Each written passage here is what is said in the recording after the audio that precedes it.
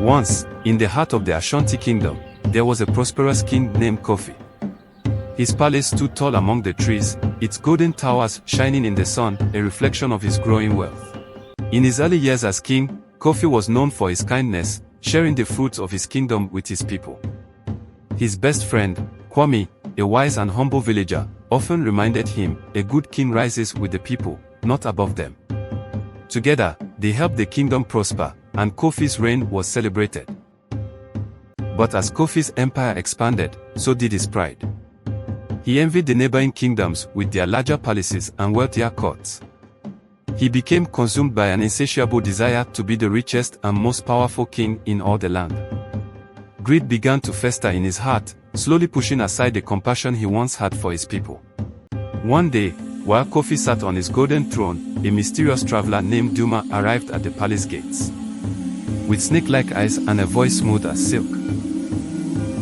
Duma claimed he had the power to make Kofi the greatest king in all of Africa, wealth that would last for generations, and immortality so that Kofi could reign forever. There is no need for humility, King Kofi, Duma whispered. The world should bow at your feet. Kofi, now blinded by his own pride and greed, listened intently. But Duma's offer came with a steep price. You must sacrifice what is most sacred to you, the one treasure you hold above all. Kofi assumed Duma was asking for gold, jewels, or land, but Duma's eyes gleamed. No, not riches. Your son, Prince Jota. His life is the key to unlocking your immortal throne. The king was stunned but quickly rationalized. To him, this was the price of ultimate power. What is one life, Kofi thought, compared to eternal rule? Unbeknownst to the court, Kofi's childhood friend Kwame had heard rumors of Duma's arrival. He was once Kofi's closest advisor and confidant, a man of simple values who always prioritized the kingdom's well-being.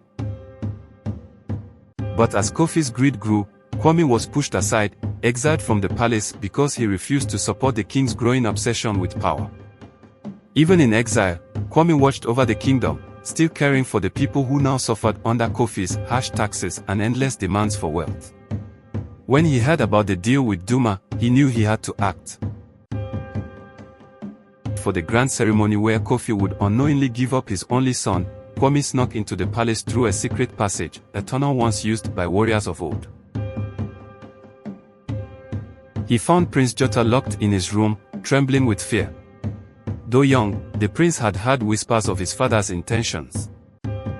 Kwame, Jota cried, rushing to his old friend. My father, he's not the man he once was. Kwame placed a hand on the boy's shoulder, his heart heavy with sadness. I know, Prince. I have come to save you. We must leave before it's too late. As Kwame and the prince attempted to flee, they were captured by the king's guards, who dragged them into the throne room. In the great hall, Kofi stood tall, his gaze fixed on the mysterious Duma, who watched from the shadows. The queen, heartbroken and terrified, knelt before her husband, her voice trembling as she pleaded with him. Kofi, please, she cried, this is not the man I married.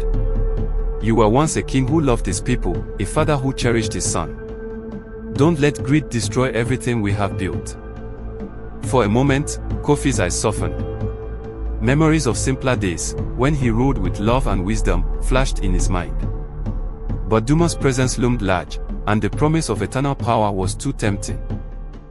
Kofi turned his back on his wife, saying, You don't understand. This is my destiny.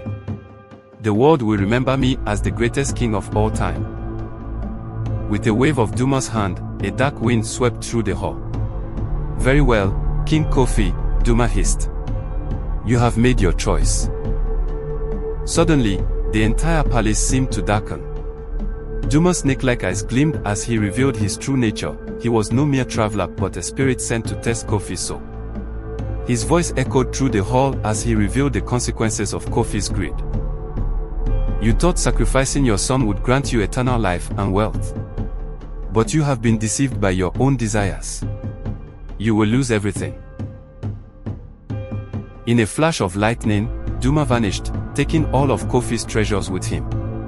The gold, jewels, and riches that once filled the palace crumbled to dust before the king's eyes. But the greatest loss was yet to come. Prince Jota disappeared, vanishing into thin air, leaving only the echo of his name behind. Prince Jota. Kofi fell to his knees, weeping as the realization of what he had done settled in. His heart shattered as he saw his kingdom turn against him. The courtiers, the soldiers, even the queen, all turned their backs on the man who had once been their beloved king. As Kofi lay on the cold stone floor, he felt his body wither. The years caught up to him in mere moments. His once strong frame aged rapidly, his face wrinkling and his hair turning grey.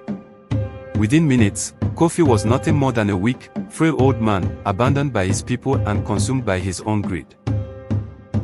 The kingdom, now leaderless, turned to Kwame for guidance.